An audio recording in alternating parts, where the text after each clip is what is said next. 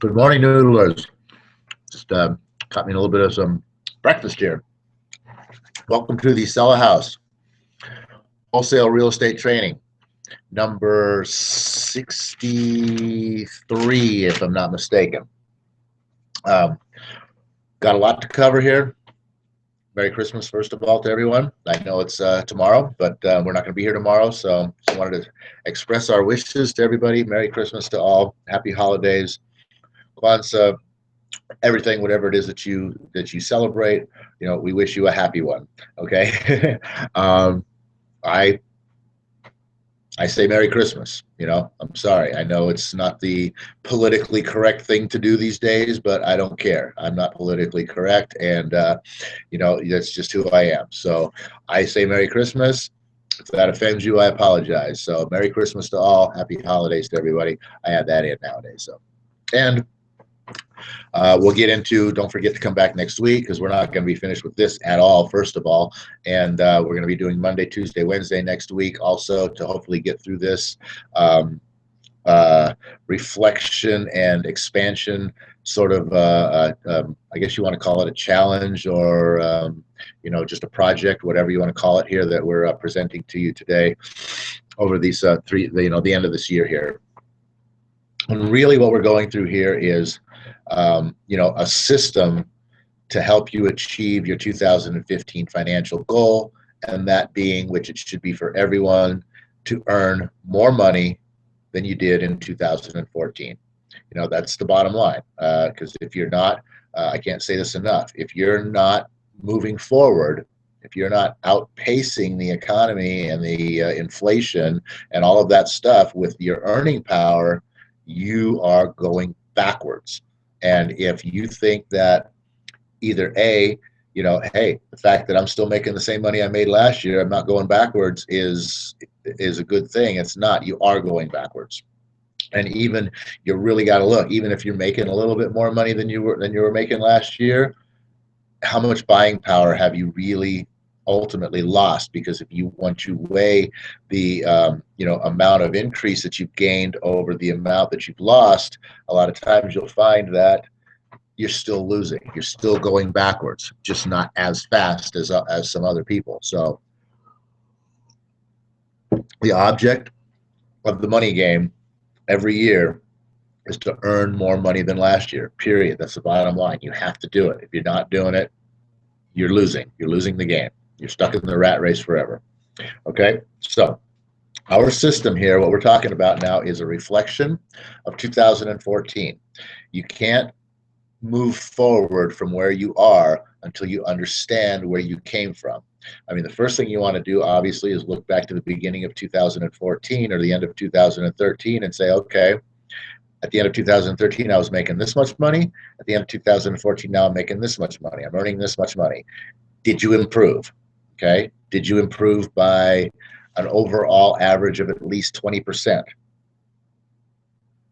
If you did not, you very, very, very much need this system to analyze what the heck's going on and what you can do to change that, to up that, because you want to be growing by a minimum of 20%. And that's for people who already have quite a bit. If you're on the bottom end and you ain't earning that much, if you're earning, to be honest with you, if you're earning $50,000 or less, you need to be increasing your income by 100%. You need to be doubling your income.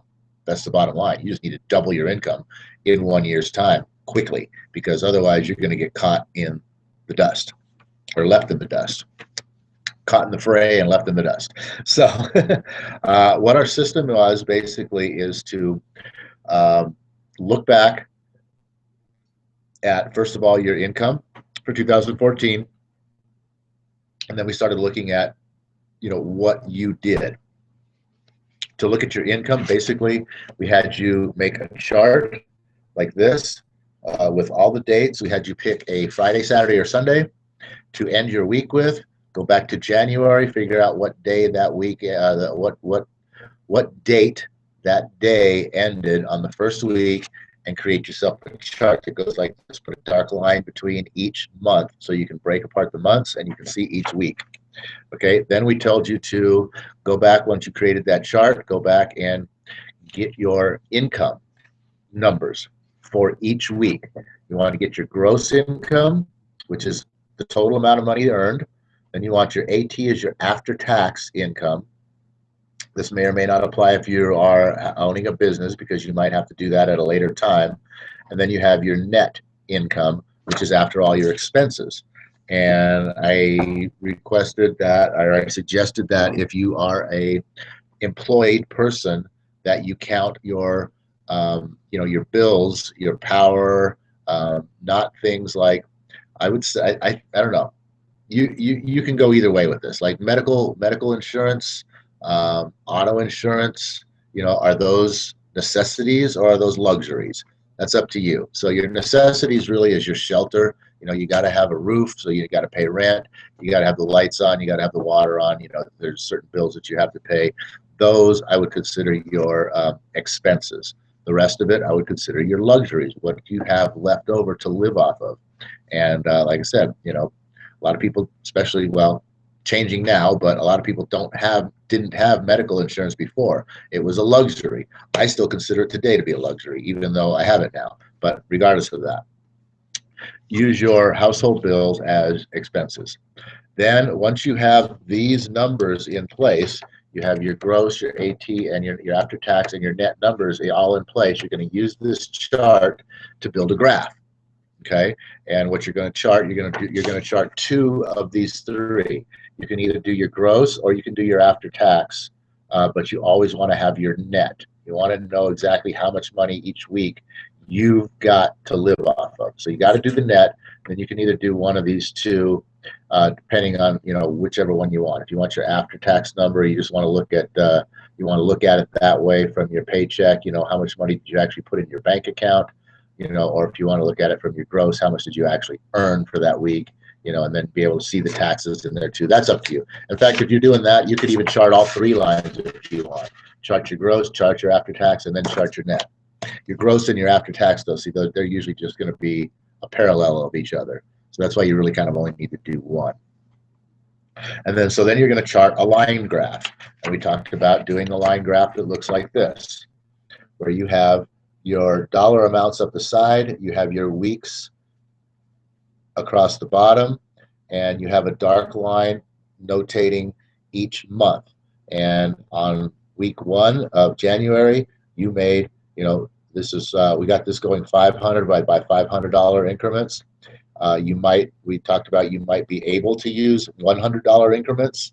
It depends on what your overall annual income is. We also talked about the fact that you might have to jump this up to $1,000 increments, and if you got to jump it up to $1,500 increments or $2,000 increments to $2,500 increments, well, good on you,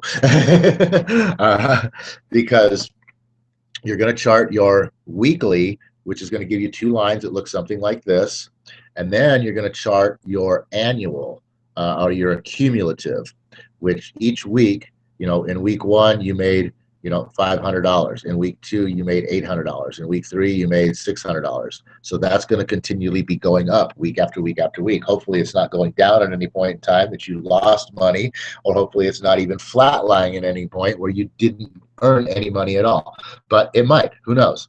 So you're going to chart this thing, and this is how you're going to create this chart. And as you can see, it very quickly shows you, hey, wow, look, we did really, really good in January, but what the heck happened in February, right? And so you can quickly look at that graph and you can see those kinds of things. And then we asked you to say, okay, now we kind of have an idea of our income. We're looking at some things over there. What's going on with our income? Why did we do good in these certain points? Why did we not do good in these certain points? But before we get into all that, going deeper into all that, what I wanted you to do now is look at you in your business or in your job. And what I asked you to do was to create a list of tasks. Think about everything that you put time in 2014, everything that you applied some of your time towards in order to earn that money, in order to get that paycheck, or in order to earn that money to get that money in your business. And make a list of all the tasks. And then I asked you to, while you're thinking about those tasks, to also think about, okay, Well, let's see, I cleaned the bathrooms last year. I remember doing that. How many times did I clean the bathrooms? Gosh, let's see here. I think I probably cleaned them one, two, three, four. I probably cleaned them 5 times, and I probably spent an hour each time doing it. So that's 5 hours I spent cleaning the bathrooms.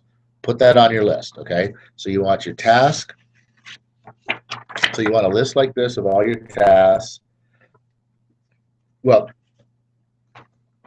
I'm sorry, figure out how many hours you applied to each task, all right? Then what I want you to do is go back and create your list. And your list is going to look something like this. And because you're going to create your tasks, and you're going to list your tasks by order of the amount of time that you spent in each project. So I did task A, I put a whole 3 hours into it last year. I did task B last year, and I spent 11 and a half hours in doing that task last year. And I did task C last year, and I spent 85 hours doing that task last year. And I did task C, and I spent 197 hours of my time last year performing task C. So that's what we want you to make your list looking like. Now, once you get that section, that's where we left off, was just, okay, you've got your list, you've got your whole list. We asked you to do this last night, was to create your whole list of all the tasks that you can remember doing, putting time into earning that money last year, and notate an amount of time that you spent on each task. And that's cumulative, of course. That was like, hey, it's not like I just did it. I did it a bunch of times and you only count one weekend. But anyway, so the next thing we want you to do here now is to not do that. The next thing we want you to do on your little chart here is to add another column. And this is going to be your enjoyment column, okay? I want you to go back and look at each one of these tasks, and on a scale of 0 to 10, with 0 being, I can't stand putting 1 second into that task, to the fact that I freaking just love it. I could do it 24 hours a day while I was sleeping, even if I possibly could. I enjoy it that much. So we want you to rate each one of these tasks as far as what your enjoyment level is on a scale of 0 to 1 to 10, down that column right there. So that's the second thing you're going to do. Or that's the next thing you're going to do, whatever, I don't know. But after that, once you've got all of your enjoyment numbers in there, we're going to ask you to go back and make another column. And this is going to be your ability, okay? How good am I at this particular task, all right? And you're going to do, again, you're going to do a scale of 0 to 10. With 0 equaling, I suck at this. I am absolutely the worst person on the planet who should ever be cleaning these bathrooms because I don't even know where to start. Okay? Or to a 10, I am the best. There is nobody on the face of this earth who can do this job better than me. Okay? So you're going to go down and you're going to rate each and every one of these tasks as to what is your ability in that area. Are you good at it, or do you suck at it? Okay? All right. So what does this do for us now? Well, if you look at this, you've got a whole bunch of things here now that you can look at, and you can say, wow, you know what? I'm actually pretty good at this, but I really just can't stand doing it. You know what I mean? And you can go back to this task here, and you can say, I'm really, really good at this, and you know what? I don't mind doing this thing at all. I kind of like it. And you can go down to this task here, and you got 3, 3, and you can go, you know what? I kind of suck at this, and I really hate doing it. You know what I mean? So this can really get you to look at the tasks that you're doing, that you're spending time on, and it's as an eye opener to, where you're spending your time. And the reason for this is because we want to eliminate these tasks. The purpose of 2015, your goal for 2015, obviously, as we talked about, is earning more money, is earning more income. The best way to do that is to get jobs, get tasks out of your life that either A, you suck at because they take way too long to do and you spend far too much time on them, that you could be applying that time in a much better location, okay? So that's number one. Number two is to look at the tasks that you really, really, really just don't like doing. Because if you don't like doing it, that's going to change your mental outlook on it, on your whole day. If you end up having to do this task that you really just can't stand doing, but you have to put 2 hours into it, well, you might put 2 hours into it, and that's just going to ruin the rest of your day. And whatever else you do, you're just not going to have it all there to give that 100% because you're just so flustered about having to do that one thing that you just can't stand doing so much. So if you can eliminate things that you don't like, and if you can eliminate things that you're not good at, don't you think that that alone will give you the ability to spend more time enjoying doing the things that you're better at, which will automatically, hands down, without question, give you the opportunity to earn more money? Absolutely, it will. So that's the purpose of this whole thing here. So now, once you got these two, you can take a look and you can get an idea. But now what we want you to do is we want you to add 2 more lines, 2 more columns.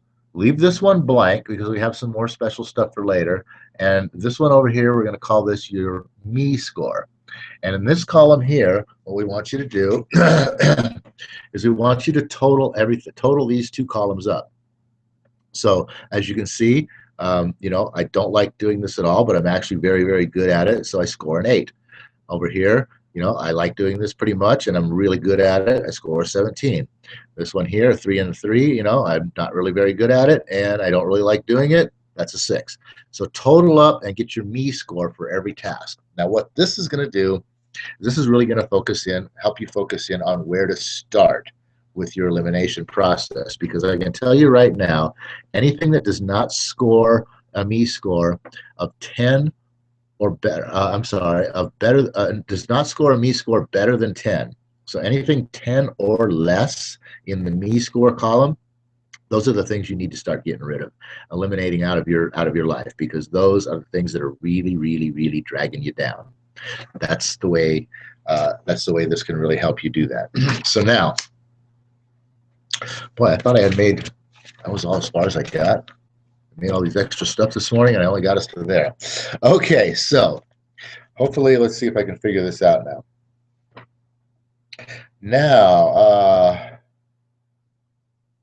Okay. Gotcha. All right, now, see, the reason why we have this and your me score, right, is now you can go back to your graphs, right? And you can take your me score and you can take your graphs and you can go back and you can look at, wow, let's see here. During this time, we were doing really, really good, and then we fell off a little bit, and then we did really, really good, and then we fell off a lot. Okay, let's go back in here. What was I doing? What was I doing at this point in time when we were doing really, really good? What was I doing when we started falling off a little bit? What was I doing again when we were doing really, really good? And what was I doing during this time when we really fell off? And then you go back to there.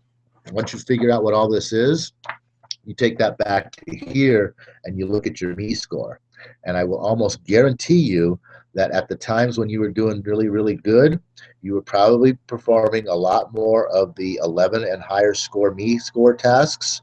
And when you were doing really, really bad, you were probably spending a lot more of your time in the 10 and under me score tasks. And that's where you're really going to notice why it's so important to get these tasks out of your life and off your plate. Okay, let's see here. Go through them all and just list at the task going at these times. Yep. Okay. So yeah, like I said, go through your graph, look at each time, look at your positives and your negatives, and just try to remember back and list the tasks that you were spending your time on during those periods of time. Like I said, you'll see the thread of commonality between the tasks with the high scores, the high me scores at the times that your business is probably doing the best, and the low me scores when it probably wasn't doing very good. So you go back to all the bad segments.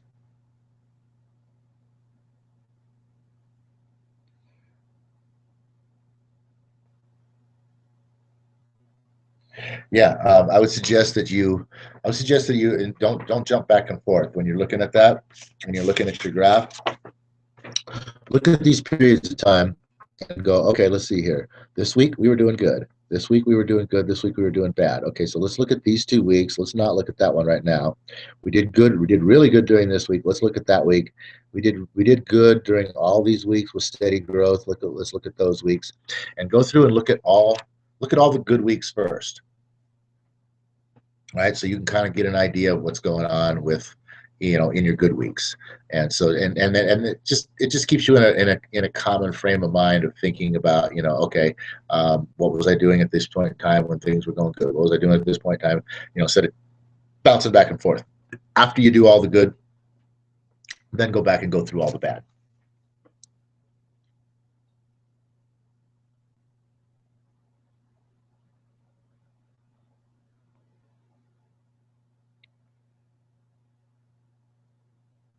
Yeah.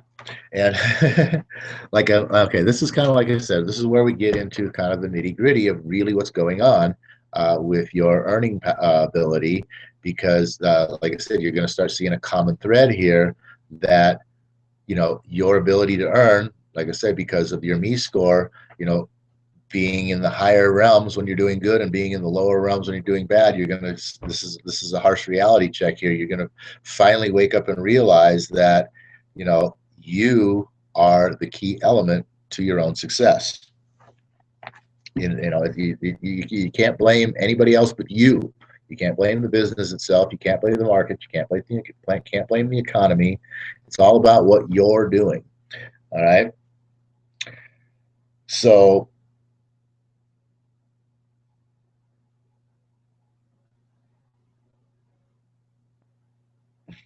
yeah, and it's all about, like I said, it's all about, you're going to be able to see what has happened. You're going to be able to see what is happening right now, and you're going to be able to see what will happen in 2015 if you don't make changes. And that you can apply this. You can apply this to your life too. I mean, you can apply this to your daily. You could call it a happiness calendar and go through and make a calendar. Go do all of this for your happiness. When was I happy? Was I really happy this week? Did I continue getting happier? What caused me to be unhappy this week? And you can do a happiness thing with this as well too for your life, and you can go back and start writing in the things that you were thinking about. What were my predominant thoughts at that time? What was going on in my life? What was I, continually focusing upon that caused these ups and downs with my emotions? Because quite honestly, um, both that, your happiness, and your earning power, you yourself have full control over this. It's all right up here. 100% of your control is right up here, and your ability to direct it to the means that you desire. Now, the thing is like, we've talked about before, what's up in here, it's been manipulated over the years to, function in a different way, in a non-productive way, quite honestly.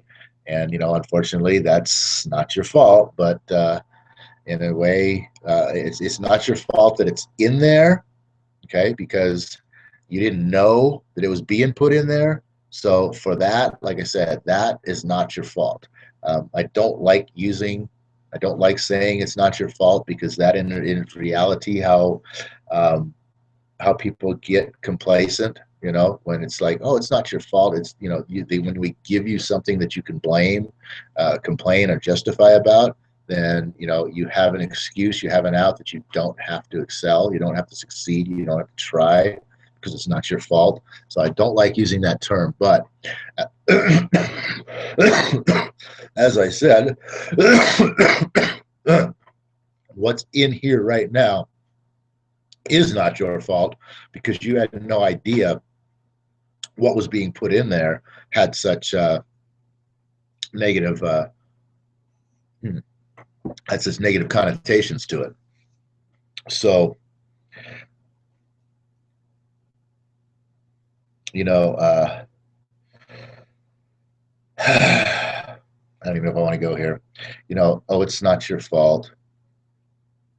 You bumped your head when you were a child. Oh, it's not your fault. You were sexually abused. Oh, it's not your fault. The government controls all that. It's not your fault. You didn't go to college. It's not your fault the taxes are too high. Those are the kind of it's not your faults that I refuse to fall victim to, because those are the kind of fault those are the kind of it's not your faults that put the give you the excuses to, like I said, to not exceed and not excel and not thrive in this world. So I don't really care, if your head was split wide open when you were a child, and I don't really care, if you never even went to high school, and I don't even care if, I'll leave out the sexual thing, but I still don't believe it's an excuse. I just don't think that any of that is an honest excuse, right? Because you and only you have 100% full control of what goes on up here. That's the bottom line. You are in control of this. It's like a computer, garbage in, garbage out, right? You've been getting a lot of garbage put in here over the years. And so right now, a lot of garbage comes out. Whenever you think of something, whenever you put something new in here, it only has garbage to pull from. So it can't really relate. How, is this good information that's coming in here? Oh, well, from what I know, it's garbage. So if it's garbage, let's just get rid of it. And so that's kind of the thing that really holds people back a lot.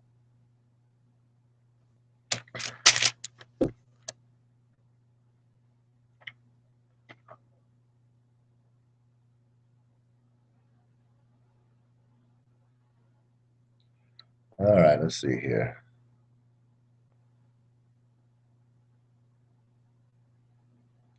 Yeah, so, like I said, the stuff in your head, that's what you know, because it's what you were taught, that's what you do, and that's what you're all about. But the thing is now you're aware of this. And once you become aware of something, now you can understand that I can change it. That's the beautiful thing here, okay? You're aware now you have problems with earning money. And you're aware now that all of these problems of your earning money are all you. There's no other excuse out there of why you're not earning more money. It's all you. That's all up here. It's the way you think about it. So now that you're aware of that, now you can grab a new piece of information and you can put it in your mind, and you can say, your mind can automatically go, oh, well, according to what we know, that's a bunch of garbage. And you can say, well, hold on just a second there. Before we jump to a conclusion that it's a bunch of garbage, let's look at what we know. Let's think about what we already know, because maybe that's actually the bunch of garbage. And maybe this new piece of information is actually the truth. Maybe this is the real stuff. Maybe this is the good stuff. Maybe this is really what I want to know, not the garbage that I already know. So let's look at it. So being open-minded and having the ability, as we talk about in the Napoleon Hill Prayer, even says to control and direct your own mind. And that's it right there. To control and direct your own mind, to not just jump to a conclusion, not let your mind control and run you. You control that mind. Okay, it doesn't control you. You control it. But it's got a very powerful sense of controlling this over you that's been, like I said, programmed in for years and years and years. So, everything has to be up for questioning.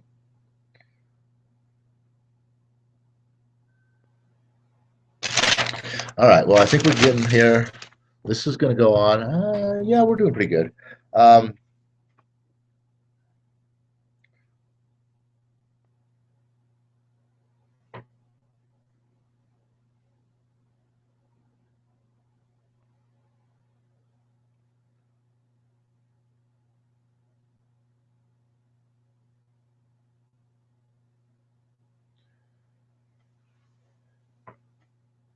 So, yeah, you just want, look back at this right here. This is your project for, not tonight, it's Christmas Eve. Go out, have a good time. Don't drink too much, but have a good time. Visit with the family and friends, and whoop it up, have fun. Ring in the Christmas holiday tomorrow. enjoy your day tomorrow, opening your gifts and all that fun stuff, having a nice, wonderful dinner. I don't know if there's football on tomorrow or not, but if there is, if you're into that, enjoy it. Whatever it is that you're going to be doing for the next couple of days, have fun. That's the bottom line. And you know what? Always remember, you control and direct your own mind. So if there's something out there that's causing you to get upset, look at it. Say, why am I getting upset at that? What's in my mind that's making me get upset about this? Because you know what? In reality, whatever it is that you're getting upset about, it's probably pretty insignificant. It's probably pretty minuscule, and you probably really shouldn't be getting upset over it, you know? And if you think about it, if you stop and you think about it, you can probably think of a way to realize that whatever it is that caused you to get upset happened for a reason, first of all. What was that reason? And now, instead of just getting upset over it about it, look at the fact of, okay, well, if that's going to upset me, what can be done to correct the situation so that it doesn't upset me and I can remain being happy? Because that's what this life is all about, is being happy.